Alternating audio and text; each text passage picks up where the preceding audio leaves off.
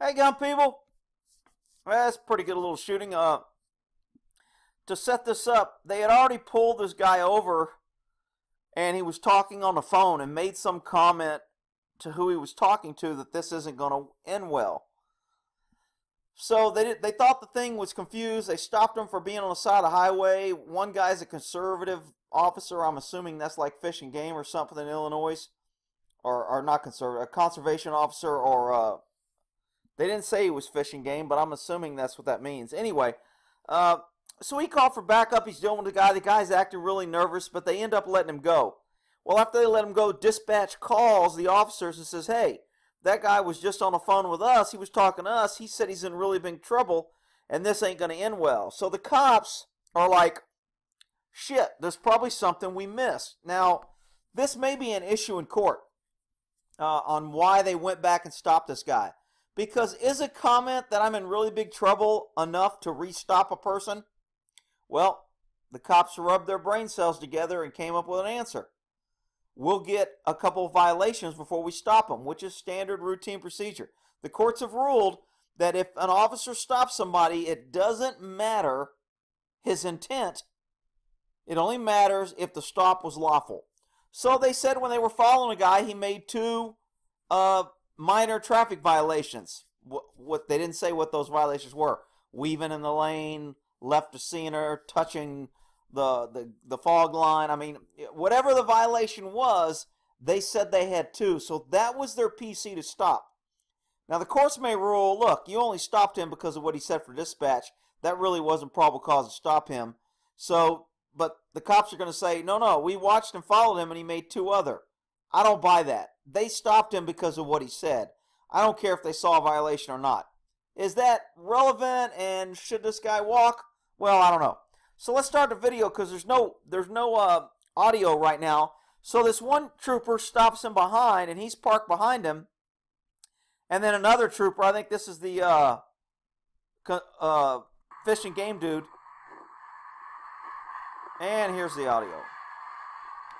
And it's not very loud.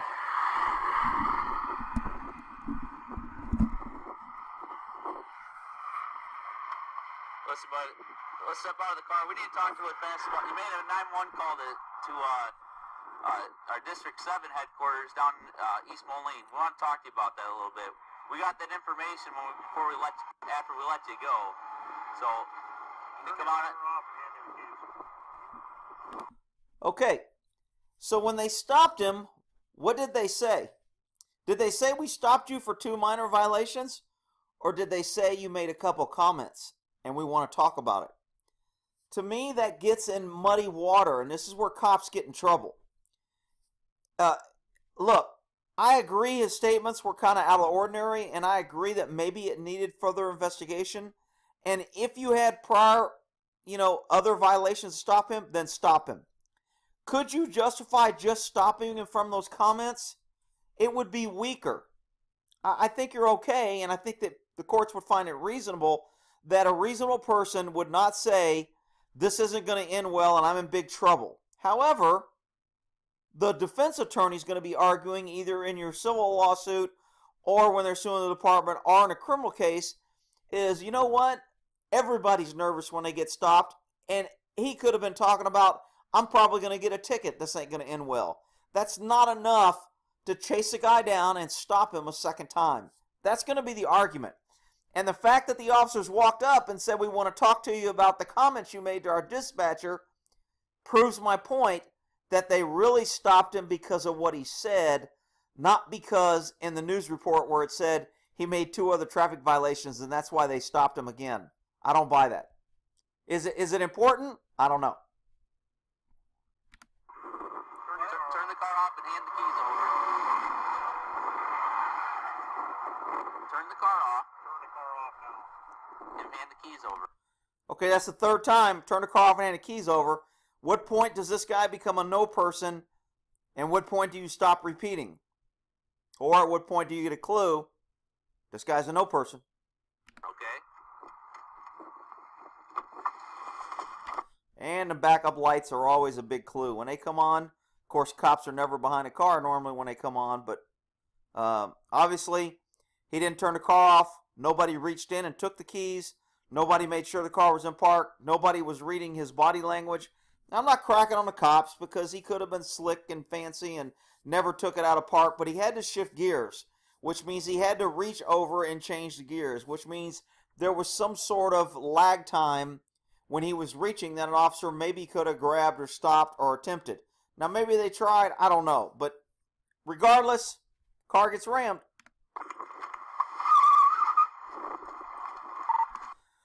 Okay, so he took off, and he's making a U-turn on oncoming traffic, which I find kind of odd. And this officer runs up to get in his car, and this officer runs back to get in his car.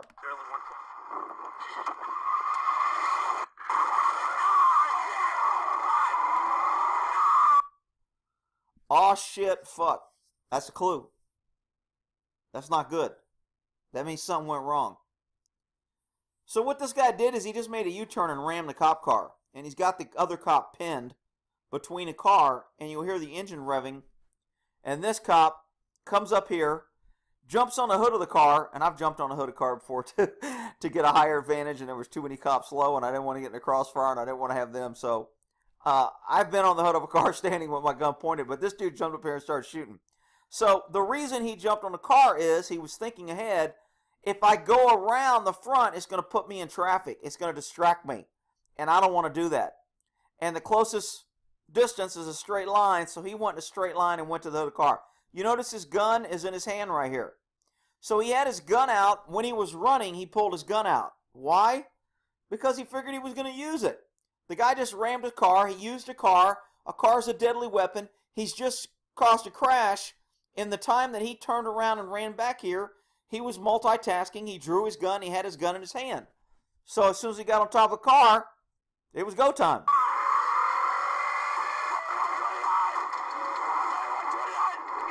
Okay, he fires 5 rounds. I don't know if this smoke is from the engine, from the tires, or from the officer's 5 rounds he fired. That's a lot of smoke, but he was shooting right next to the camera because the camera's on the dash. So I'm not sure what caused all the smoke, but he shot 5 times, and the guy's DRT.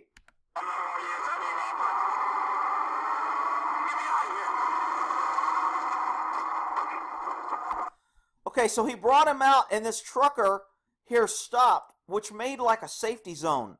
And that's why the officer was able to carry him out that way and around from the car. So you notice this officer still checking on the threat. He thinks he's dead. He may be dead, but he had to take his back off. So this officer's doing a lot of good things here, right? He moves out. He uses the car as a good blockade for the traffic. It gives him a safety lane, and he's able to get the officer back. Since all that smoke is still coming, I'm thinking it's from the car that it's coming from, not from the gunshots, and it's bellowing out here.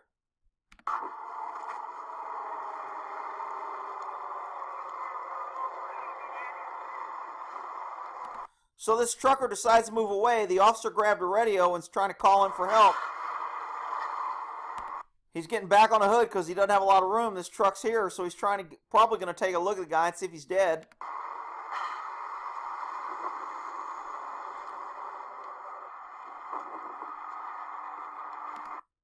I guarantee you he ain't delivering first aid.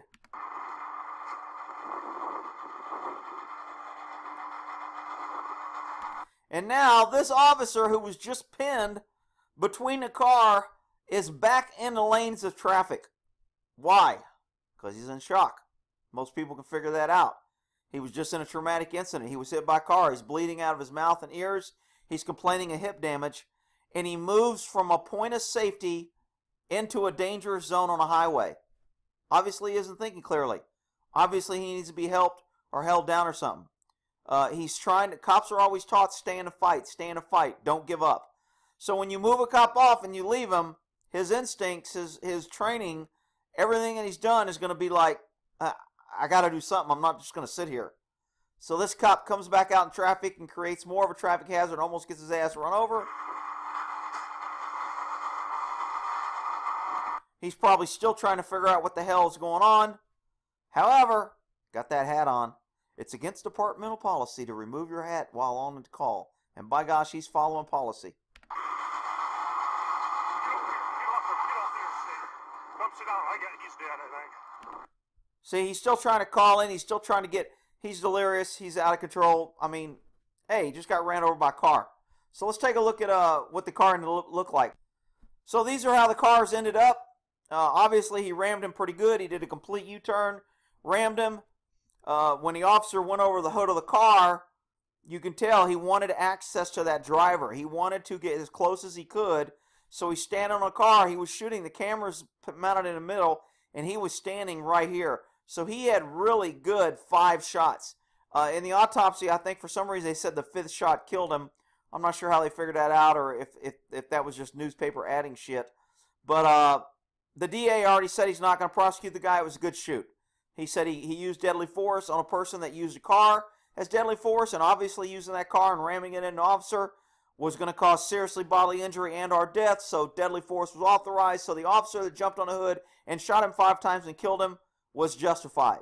Well, partly because he was a cop. I think it would be justified if he was a civilian, but you got to be careful sometime on how the government rules for their people and how they rule for the citizens.